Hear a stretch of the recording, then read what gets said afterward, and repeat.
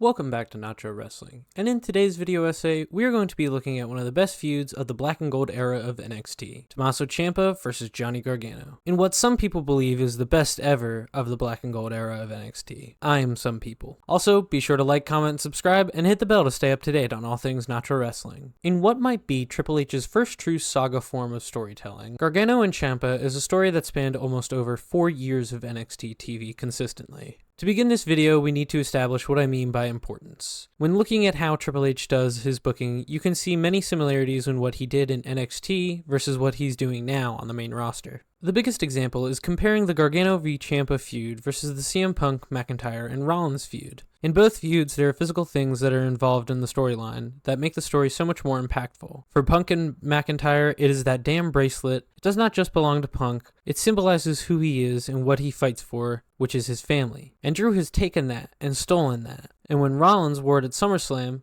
he may have not meant no harm by it, but to Punk, the intent is there no matter what because of how important the bracelet is to him. For Gargano and Ciampa, it is the crutch and the knee brace. Those two items symbolize this idea in Ciampa's head that his crutch was Johnny, and he had to ensure he could prove that this was not the case. In this essay, we'll be looking at the initial beginning of their feud in 2016 and all the other early moments involved, as well as the feud's emotional depth, the overall key moments and matches, and the story's impact on Triple H's modern booking today. The initial seeds of this feud were planted all the way back in 2016 during the amazing Cruiserweight Classic, when Johnny and Tommaso met each other in the first round of the Cruiserweight Classic. In an only 10-minute match, the story was focused on neither man being willing to pull the trigger to completely finish the match on one another. Johnny would get the win with a quick roll-up. Many people believe that this moment is what Ciampa would use as his main motivation to begin his heel turn. This moment led to a bit of a lull period for DIY as they would challenge the Revival for the tag titles and lose, and then fail in the Dusty Rhodes Classic against AOP. They would reach the #1 contender spot for the tag titles again and face the Revival one more time in a 2 out of 3 falls match at TakeOver Toronto in November of 2016. This is where they would finally win the big one, and this moment is when the Revival was tapping out together, would be played on repeat and called back several times over for the next few years in Ciampa and Gargano's careers.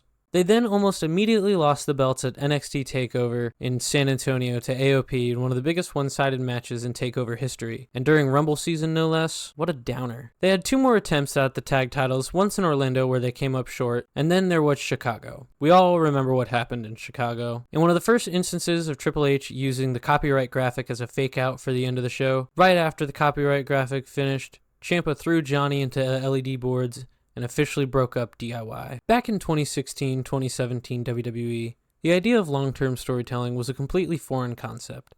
This was primarily, of course, due to the fact that Vince McMahon was in charge of creative, and it seemed like each week was made up as they went along. However, it was a different story on NXT. NXT had a plethora of stories they were telling, or have told by this point. Some of these include the story of Kevin Owens and Sami Zayn, the thrilling feud between Bayley and Sasha Banks, and the rise of Finn Balor in NXT. All 3 of these stories took place and helped lay the groundwork for what kind of stories Triple H would tell from then on out in NXT, and even today on the main roster. Gargano and Ciampa, unlike the aforementioned feuds, had much more weight and intensity to it, as the Full Sail University crowd had grown to genuinely love the two.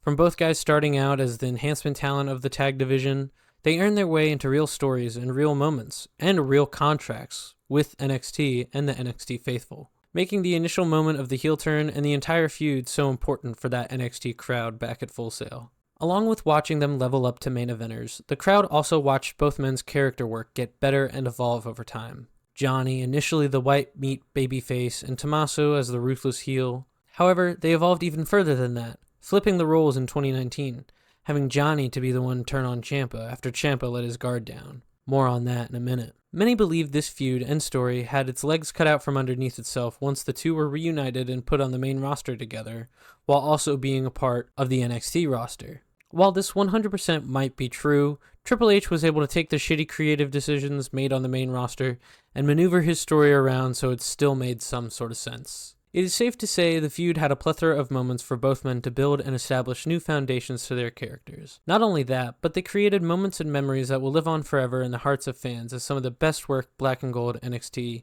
and NXT in general, has ever seen. I've talked about the key moments and matches constantly throughout this video, but what exactly are those key moments and matches? I've already talked about the Cruiserweight Classic match in 2016, And of course the heel turn from Ciampa at TakeOver Chicago. The first singles match between the two after the heel turn happened at NXT TakeOver New Orleans during WrestleMania weekend for WrestleMania 34. This match was given the unsanctioned gimmick as William Regal could not sanction the match since Johnny Gargano was technically banished from NXT after losing the Andrade Almas match. This is the match where we would see Gargano use the brace and crutch to finish off Ciampa. From then on, the phrase, "a crutch is more than a crutch," was born. You see, Ciampa viewed this as symbolism for the idea that Johnny is his crutch, so he was determined to prove this notion incorrect going forward. The two would meet again at TakeOver Chicago in a street fight, where they both were dressed in proper street fight attire, aka jeans. This is also when Ciampa would pull off Johnny's wedding ring and spit on it before chucking it into the crowd. This match would end in a Ciampa W and is what led Johnny down a path of revenge and accidentally helping Ciampa get his hands on the NXT Championship, or as Ciampa would call it, Goldie. The two would meet for one final time in singles action this time for the NXT Championship in a last man standing match at TakeOver Brooklyn. Now that we have a good understanding of the feud and its history, let us take a look at some of the recent stories in WWE and how Triple H has used his work in NXT as inspiration for his current bookings. First and foremost, the Bloodline story. While not being a sole Triple H creation, Triple H has done a great job at picking up the baton and continuing the story in a way that not only subverts expectations like Gargano and Ciampa, but it also keeps the fans coming back for more, no matter how shitty it gets. The feud that Triple H is using Gargano and Ciampa as inspiration, in my opinion, more than anything, of course, is the Punk and McIntyre feud. Phil and Drew have been in a serious and brutal rivalry since the return of Punk all the way back in November of last year. With only one match in the feud to lay claim to, they have done a great job at building up the tension and drama and all it surrounds that damn bracelet. See, the bracelet may be corny and lame to some of you, but it is much more than that. It is everything that defines Punk, literally. The Chicago colors, check. Mentions Larry, check. Mentions AJ, check. It is everything to Punk. It would be like if someone took a bracelet from me and it had the Knicks colors on it, with my dog's name and my girlfriend's name on it. If someone stole that from me, I would commit war crimes to get it back. Another long-term storytelling feud that would not be possible without the work Triple H did in NXT would be the current Judgment Day story playing out on TV. Ever since Priest won Money in the Bank, it was obvious that the Judgment Day's days were numbered. The stories from NXT around that time and the stories of the main roster today also just make sense.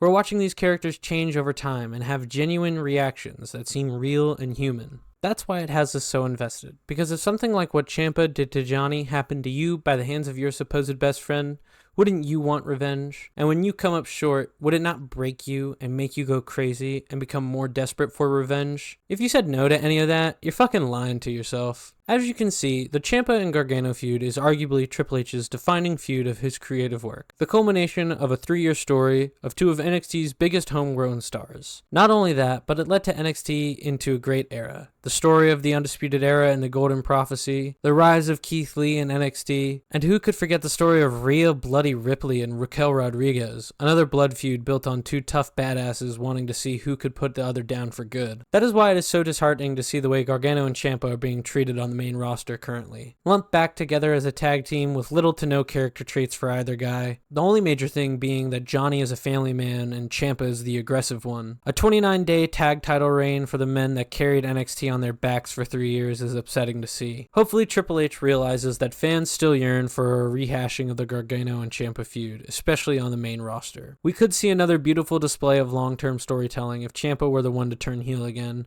finally earning back his black heart and readopting the Psycho Killer nickname, wanting his moment back after all these years. Or imagine if Johnny was the one to turn heel this time, feeling like he has not only grown complacent and too comfortable with DIY, but feels as if his in-ring skills have taken a step back since reuniting with Ciampa and becoming a tag team wrestler. Either way, the story is built in already for either guy to turn heel whenever they wanted, and the crowd would buy into it immediately with a quick video package explaining the lore between the two men. That is it for today's video. Let me know what you guys thought about it down in the comments below. Do you have fond memories of the Gargano and Ciampa feud like I do, or do you hate it like some other people do? Like I said, let me know down in the comments below. Be sure to like, comment, subscribe, and hit the bell to stay up to date on all things Nacho Wrestling, and I will see you guys next time.